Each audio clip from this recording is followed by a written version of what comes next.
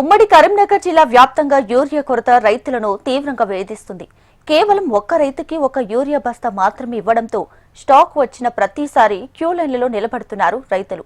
మరోవైపు ప్రైవేటు వ్యాపారులు యూరియా బస్తాతో పాటుగా 750 రూపాయల విలువ చేసే జింక్ కూడా కొనుగోలు చేయాలని డిమాండ్ చేస్తున్నారని రైతులంతా వాపోతున్నారు.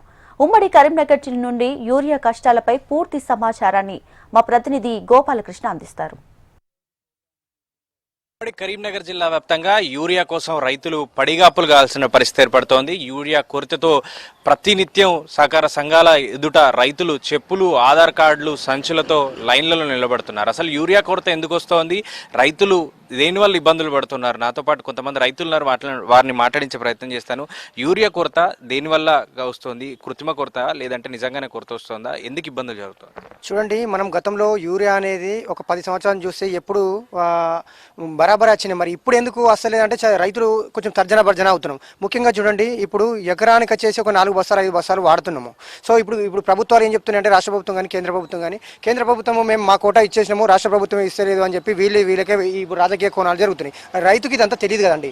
సో ముఖ్యంగా మేము సహకార సంఘాల కాడికి పోయి, ఇప్పుడు మా కరీంనగర్ కాన్స్టిట్యున్సీలో కొత్తపల్లి మండలం మున్సిపాలిటీ అయింది. మేము పోవాలంటే ఒక 20 కిలోమీటర్ దూరం పోయి మందు బస్తాలు తెచ్చుకోవాలి. యూరియా బస్సు ఇక్కడ డీలర్ అడుగుతుంది అంటే మా దగ్గర లేవు. దీంతో పాటు లింక్ చేస్తారండి. ఇంకా జింకు తీసుకుంటారా? జింకు ఏం అవసరం అంటే ఇప్పుడు జింకు యాక్చువల్గా జింక్ అవసరం ఉండదు. ఇప్పుడు నాటేసేటప్పుడు మాత్రమే జింకు చల్లుతాం, అడుక్కు చల్లుతాం. కాబట్టి ఇప్పుడు నాటేసి 15 days 1 month అవుతుంది. సో ఇప్పుడు యూరియా బస్సులు అంతటా కొరత ఉంది. కొంచెం మా కరీంనగర్ కొంచెం తక్కువ ఉంది అనుకోండి. బయట చూడండి, అన్ని రోజు పేపర్లు చూస్తున్నాము, మీడియాలో చూస్తున్నాము, రైతులు లైన్ల బట్టి. అంటే కాంగ్రెస్ ప్రభుత్వం వచ్చిన ఇట్లుందా మరి? అంటే గతంలో 10 సంవత్సరాల వెనకాల సుత చెప్పులు లైన్లో పెట్టిన దాఖలాలు ఉన్నాయి, మనం చూస్తున్నాం. మీరు ఎన్ని ఎకరాలు ఉంది? మీరు యూరియా కోసం ఎందుకు ఇబ్బందులు పడాల్సిన అవసరం ఏమైనా వస్తుందా? యూరియా కావాలని అధికారులను కానీ లేకపోతే నాయకులను కానీ వేడుకునేటువంటి పరిస్థితి ఉందా? మేము 5 ఎకరాలు వరి పొలం నాటేసినాం. యూరియా బస్తాలు వాళ్ళు ఏం చేస్తున్నారంటే, కాంప్లెక్స్ ఎరువులు 4 బస్తాలు తీసుకుంటే మీకు ఒక యూరియా బస్తా అని అవి లింకులు పెడతారు. రైతుకి ఇప్పుడు 4 కాంప్లెక్స్ బస్తాలు తీసుకొని ఇప్పుడు ఏం చేస్తాడు? ఒక ఎకరానికి ఒక యూరియా బస్తా తీసుకుంటాడు. కానీ 4 బస్తాల కాంప్లెక్స్ తీసుకోవాలంటే రైతుకు అనవసరంగా పెట్టుబడి పెట్టుకున్నాడే కదా. మరి ఇక్కడ మనకు తెలంగాణలో ఎన్టీపీసీ రామగుండం యూరియా ప్రొడక్షన్ ఉన్నది. 50% మన తెలంగాణ వాళ్ళకే ఇవ్వాలి అనేది ఒకటి ఉన్నది. మరి ఆ ప్రకారంగా రామగుండం యూరియా మనకు వస్తే అందరికి సరిపోతుంది కదా. మరి రామగుండం యూరియా ఎటుపోతుంది, ఇది మాకు అయితే అర్థమవుతలేదు. మీరు ఎన్ని ఎకరాలు వేశారు? యూరియా కోసం ఇబ్బందులు జరుగుతున్నాయి. మేము 5 ఎకరాలు పొలం వేసిన, 5 ఎకరాలు పత్తి చేను పెట్టిన. యూరియా కోసం కొరతలు బాగా జరుగుతున్నాయి.